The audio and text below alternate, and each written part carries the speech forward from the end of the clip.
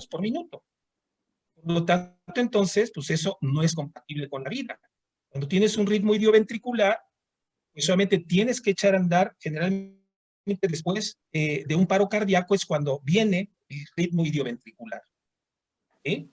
Entonces, entender claramente, ¿verdad?, que tienen propiedades electrofisiológicas completamente diferentes a cada una de las estructuras en el corazón. ¿De acuerdo?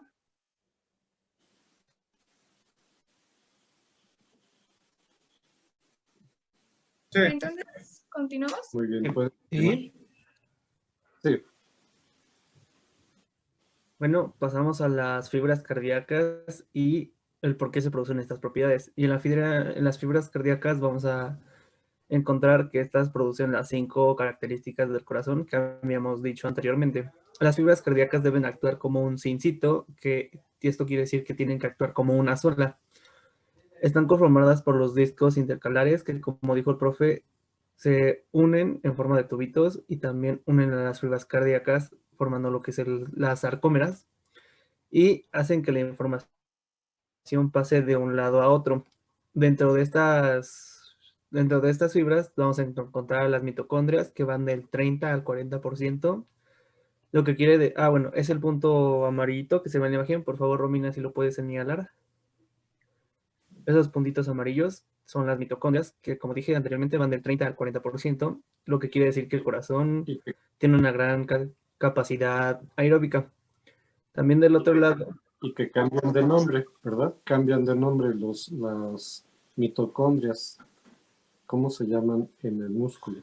Sarcosoma, profesor. Sarcosomas, efectivamente.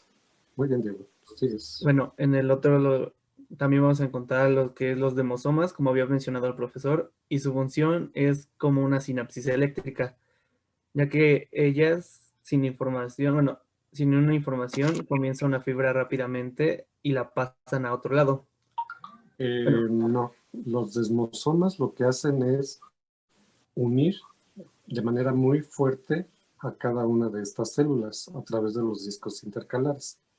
Y lo que dice ahí en inglés gap union o uniones estrechas son los tubitos que les mencioné, que son los que van a permitir que pase la conducción eléctrica de una sarcómera a otra de una manera muy fácil, muy sencilla. Y eso le da la propiedad de parecer un sinsitio.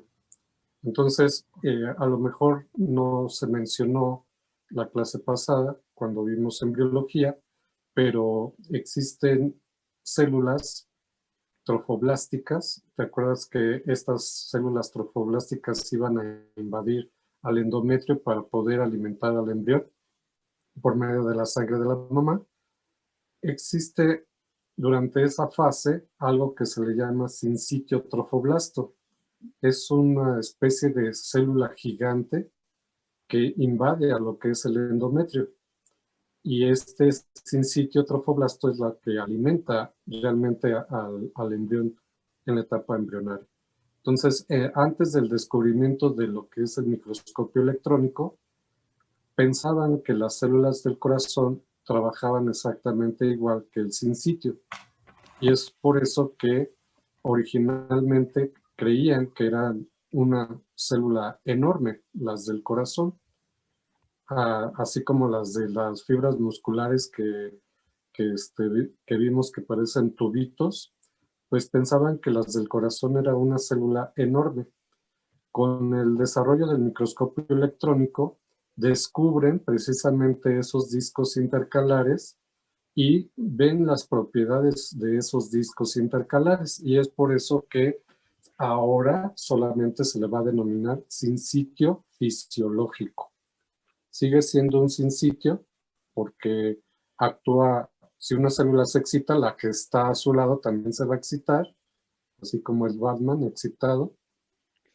Y esto va a ser a una velocidad sorprendente. Estamos hablando de milésimas de segundo. Sí, creo que iba de 10 a 20. Ándale, de 10 a 20 milisegundos, gracias a la presencia de esos discos intercalares. Entonces, los discos intercalares son como dedos lo vimos la clase pasada, parecían un Lego. Si tú entrelazas tus dedos de esta manera, no sé si me alcanzan a ver en pantalla, si tú enlazas tus dedos y quieres zafarlos, cuesta un poco de trabajo. Entonces, si a esta propiedad, a esto, tú le añades pegamento, que van a ser las uniones celulares, pues esto no se despega de ninguna manera. Entonces, esto lo que va a impedir, a diferencia del músculo esquelético, es la presencia de desgarros musculares. Yo hace unos minutos mencionaba que si había un estiramiento excesivo de las fibras esqueléticas musculares, había un desgarro muscular. Gracias a estos discos intercalares, en el corazón no se dan esos desgarros musculares. Por tal motivo, pues es únicamente poético eso de que me rompieron el corazón. Ok, sigue, Diego. Bueno, Romina, por favor, la siguiente Sí. imagen. Vale, esto ya es sobre el túbulo T. El túbulo T está dado por una evaginación de la membrana celular que justamente coincide con la línea Z, y la línea Z es el lugar donde se van a anclar las proteínas contráctiles, las cuales abarcarán el 50% de la fibra cardíaca y serán la miosina y la actina. Vamos a encontrar unas bombas, que es las que tenemos acá, que salen de la membrana plasmática del miocardio, pero aquí nos interesa ahorita mínimo que vean cómo el túbulo T va a tener unos canales de calcio, que van a ser canales de calcio tipo L. Y a través de este canal, el calcio va a ingresar.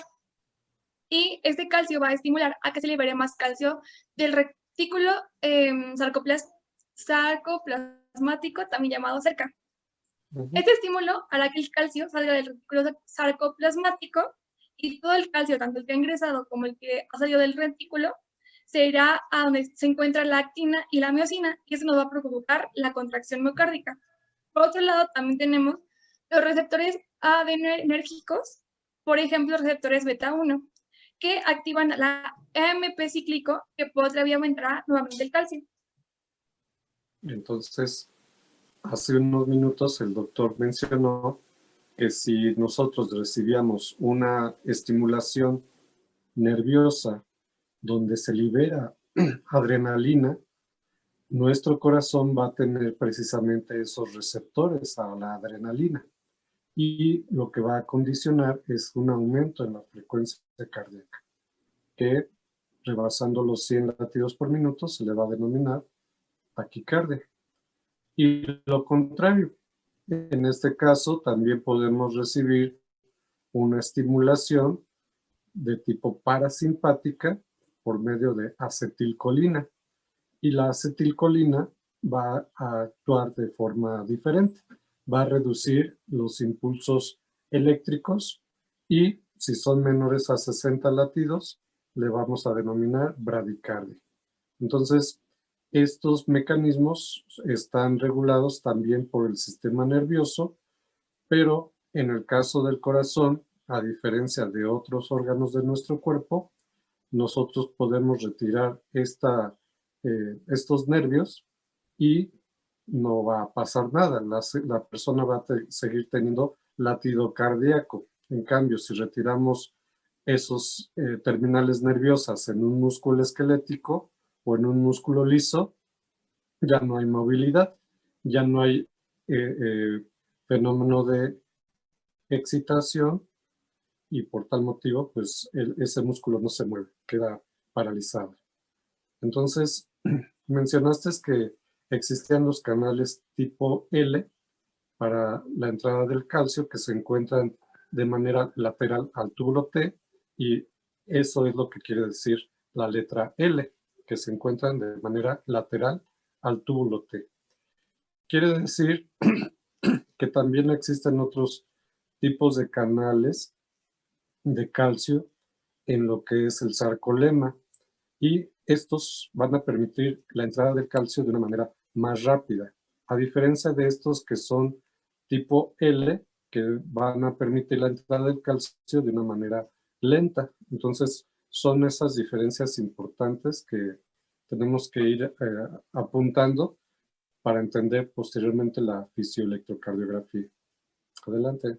Aquí acuérdense que tenemos canales de calcio dihidropiridínicos y no dihidropiridínicos. Así ¿Sí? es. Entonces, los que no son dihidropiridínicos son mucho más rápidos y esos se encuentran sobre todo en el sistema de conducción. Y los canales dihidropiridínicos se encuentran en el retículo sarcoplásmico y son más lentos. ¿Sí? Entonces, pues nos da una idea, obviamente, para qué sirve uno y el otro. El sistema de conducción necesita mucho más velocidad, ¿sí? Para transmitir el impulso. Y obviamente el sarcolema lo requiere única y exclusivamente para la contracción, no tanto para la conducción. ¿Sí? Recordar que el sistema nervioso autónomo, ¿da? Funciona fisiológicamente en el nodo sinusal.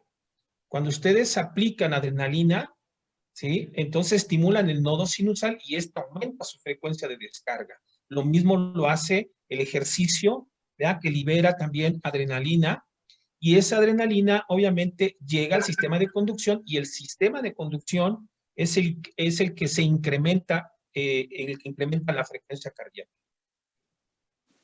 Entonces vemos que simplemente los receptores adrenérgicos están principalmente en el sistema de conducción para aumentar la frecuencia cardíaca y en el sarcolema son mediadores. Ok, ¿seguimos? Ok.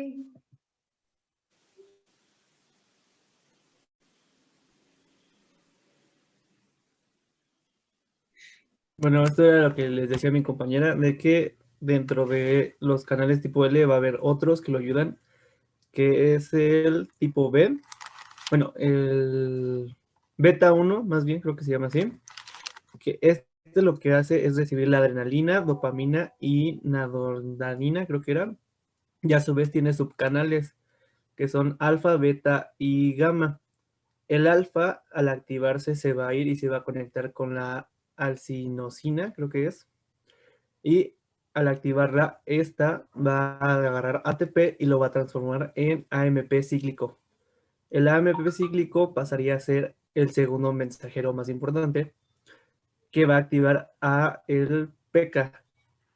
Y el PK creo que era proteína... se me fue el nombre. Se me Pero fue el nombre. acuérdense ustedes, perdón que los interrumpa, acuérdense que este mecanismo es más el músculo esquelético. El músculo esquelético sí responde mucho más, ¿verdad?, al sistema nervioso. El músculo cardíaco no lo hace tanto al sistema nervioso, sino lo hace más al sistema de conducción. Ok. Bueno, no sé si siga. Entonces, bueno, voy a seguir con esto porque fue lo que nos aprendimos. Sí. Que, bueno, el PK es la proteinasa A, que, bueno, se abreva así, y junto al AMP cíclico y el PK van a acelerar los canales tipo L, aumentando así la concentración en el calcio, produciendo a la vez un efecto inotrópico, y los efectos inotrópicos son a los que se refiere en la contracción. Así Tiempo es. después se va a activar el fosfodiesterasa, que es un inhibidor limitante que se va a conectar con el AMP cíclico y lo va a transformar en AMP solamente. Por favor, la siguiente, Romy. Ya aquí viene lo demás. Ok. Vale. Bueno, en esta parte de aquí necesitamos mencionar dos cosas bien importantes. El sístole va a estar en el proceso de inotropismo, que va a ser el acortamiento de la fibra y va a ser calcio dependiente. Y aquí hicimos hincapié en las mitocondrias porque en la diástole es un proceso de lucitropismo, que es la elongación de la fibra y es ATP dependiente.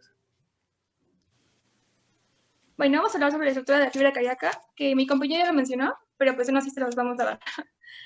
Bueno, en las miofibrillas tendremos las líneas Z, que son las que ya mencionó, que encontramos aquí, aquí y aquí, y también del otro lado. Bueno, de estas van a salir las fibras delgadas, y estas se van a intercalar con las líneas gruesas. Y bueno, esto va a hacer que tenga un aspecto muy similar al músculo esquelético, pero la principal diferencia entre estas es el sin sitio. Entre las líneas Z, nosotros tendremos el sarcómero. La banda I se forma de las cabezas de las miosinas de un sarcómero, con las cabezas de la miosina de otro sarcómero. Y la banda H es el espacio que no tiene actina. Y la banda A está tomado desde la cabeza de una miosina hasta el otro extremo de la miosina del mismo sarcómero. Después me falta, ok, la línea M es la que va a dividir a la miosina justo por la mitad. Bueno, las bandas que desaparecerán durante la contracción será la banda H y la banda I. Ok, aquí podemos observar que la actina, bueno, aquí tenemos la actina y la miosina, que es la que está aquí y la que está acá.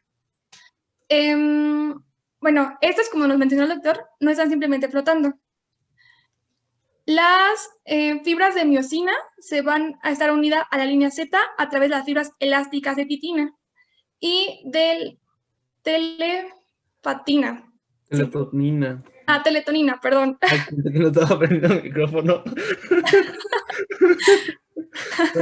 Ok. Teletonina. Ok, y las bandas de actina se van a unir a la línea Z por las proteínas C. Y Bueno, aquí también, tenemos... perdón que interrumpa. Sí. Ahí está perfectamente. Existen otro tipo de proteínas, no solamente las que acabas de mencionar. Son en promedio como 9 tipos de proteínas diferentes las que van a conformar a las sarcómeras, pero las más estudiadas pues son la actina y la miosina. ¿Saben por qué se le llama tina? Proviene del vocablo titán. ¿Y alguien sabe qué es un titán? En la literatura. Era una criatura mitológica de gran tamaño y fuerza. Así es. Entonces, esta proteína es la más grande que tenemos en nuestro cuerpo.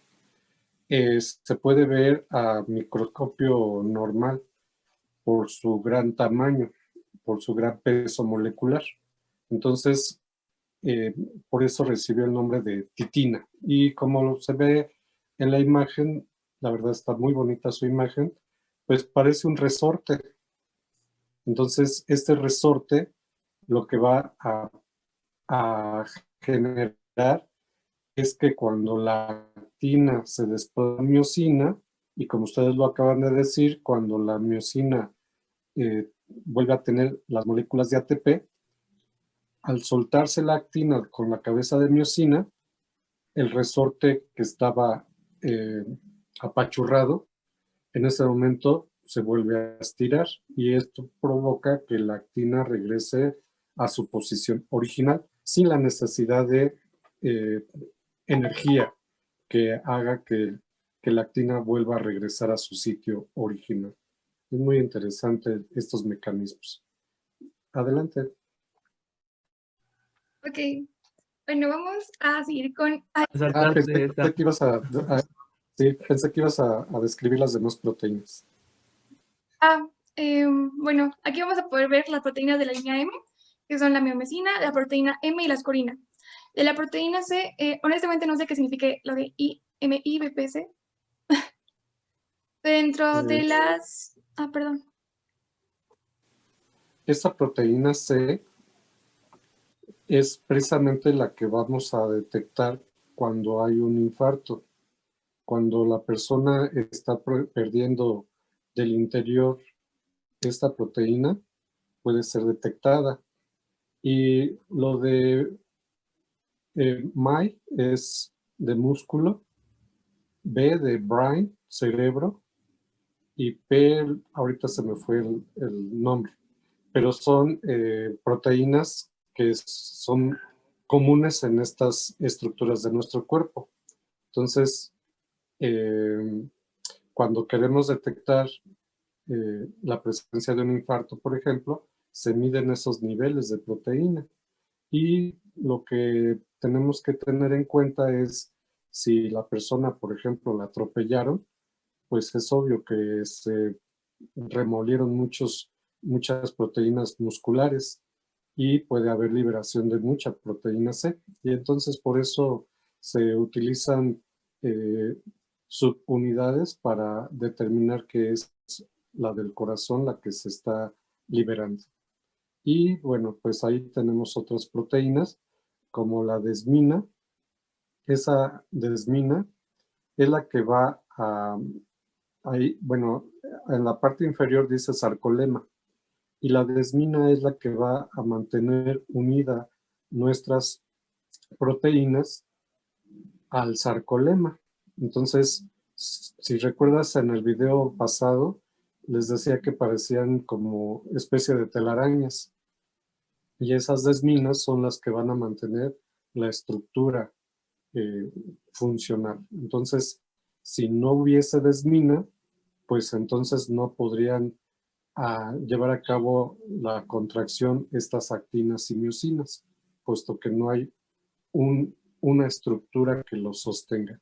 Entonces podemos dividir a nuestras proteínas en dos tipos: proteínas de sostén o estructurales y proteínas de trabajo.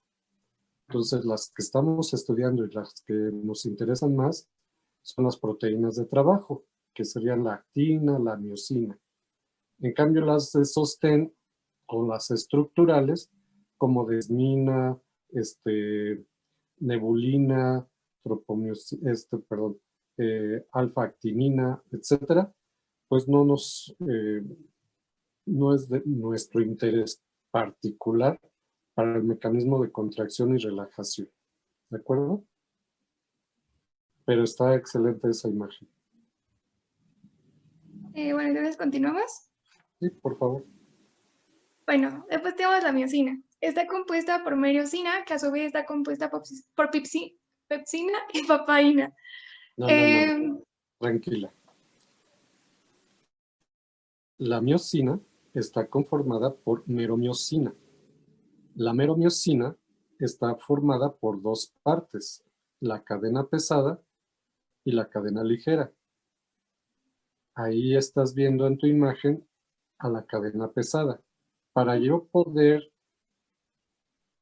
dividir a mi meromiosina en dos partes, voy a utilizar estas enzimas. La pepsina, para que me rompa las cadenas pesadas, y la papaína, para que me rompa las cadenas ligeras. ¿De acuerdo? ok, perdón. Ok, Creo adelante. que lo noté mal.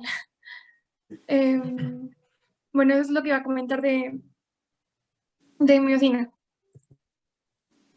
Después vamos a tener... Regrésamela tantito. Sí. Entonces, donde dice cadena ligera, es donde se van a encontrar las cabezas globulares. Y estas cabezas globulares tienen la propiedad parecida a una ATPasa. ¿Qué hace una ATPasa? Rompe moléculas de ATP. Y al romperse las moléculas de ATP, eso lo vas a ver en bioquímica, estas moléculas, a diferencia de las moléculas normales, las uniones que tienen son de alta energía. Entonces, podemos dividir las uniones moleculares en tres tipos: las de baja energía, como son las uniones de hidrógeno; las de energía normal, que es cuando las representamos con una línea, cuando ustedes escriben carbón, oxígeno, las unen por medio de una línea recta; y las de alta energía, que se unen como si estuvieran poniendo la cabecita de la letra ñ. Entonces, esta molécula de ATP tiene esa propiedad de tener enlaces de alta energía. Cuando se rompen los enlaces de alta energía, como su nombre lo indica, se genera demasiada energía en el sitio, y esto es lo que va a provocar el movimiento de nuestra cabeza de miosina. Entonces, hay dos teorías. Una, que se piensa que esa cabeza de miosina, donde dice cadena ligera reguladora, que es el cuello, Hay quienes dicen que es como una especie de resorte que está estirado durante el fenómeno de contracción y se recoge durante el fenómeno de relajación, y hay quienes dicen que es al revés, está contraído durante el fenómeno de contracción y se relaja durante el fenómeno de relajación. En fin, no nos interesa a nosotros como médicos, lo único que quiero que entiendas es que existe ese fenómeno en el que se mueven las cabezas y eso es lo que provoca el desplazamiento de la actina sobre la miosina. ¿De acuerdo? Ahora sí, ya puedes cambiar tu imagen. Vale, bueno. La actina vamos a tener, bueno, es una proteína globular que tiene dos bandos. Alrededor de la actina se encuentra la tropomiosina y también encontramos un compuesto de la troponina, perdón. En esta va a haber troponina T, troponina C y troponina I. Y este está alrededor de toda la actina. Y bueno, ¿cómo sucede la contracción? Bueno, pues aquí va a aparecer el calcio, donde está la troponina C y va a modificar la disposición para desplazarse hacia un costado. Los sitios activos de la actina pueden interactuar con la cabeza de la miosina y hacer un enlace estable